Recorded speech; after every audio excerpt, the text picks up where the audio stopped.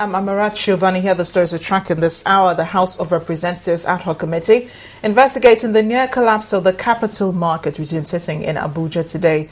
The Deputy Governor, Financial System Stability of the CBN, Mr. Kingsley Moghalu, in his presentation conceded that the Central Bank of Nigeria may have contributed to the near collapse of the Nigerian capital market. Well, he said that the regulator should have paid more attention to the banking sector, which before the crash of the capital market contributed over 70% to the market capitalization.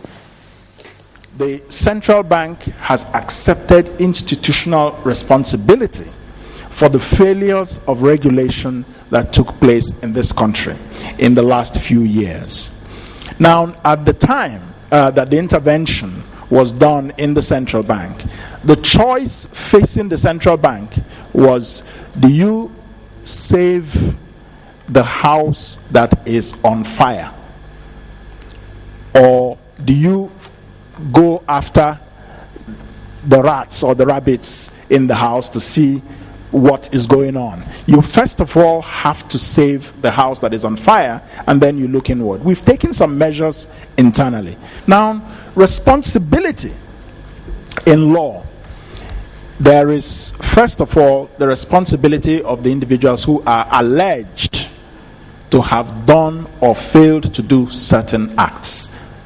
And that is, in this case, either members of the management of some of the banks or some operators in the stock market. Now, you then have the institutional responsibility of supervision. And if there is a failure in the institutional responsibility of supervision, it is not a criminal offense. It is a management shortcoming or a failure to perform one's duty. That's different from people who proactively manipulated the stock market. They were not central bank staff. They were capital market operators, and they were management of some of those banks. In the meantime, when it was time to question the CBN Deputy Governor to seek clarification on some parts of his presentation, members of the committee took a different line of questioning. Mr. Moghalu was quick to express his discomfort over the line of questioning, which according to him had nothing to do with the purpose of the hearing.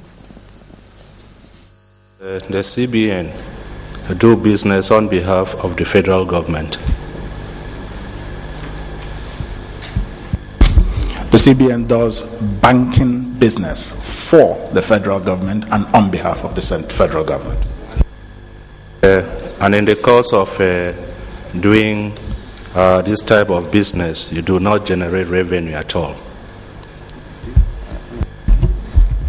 I've explained how some of the income that the central bank earns, how it's reflected in the books of the central bank, and how, although the central bank is not primarily a revenue agency, if we do make any profit, that profit is handed over to the federal government's budget, or to the Federal Ministry of Finance. My understanding is that the purpose of this exercise is to discuss the capital markets.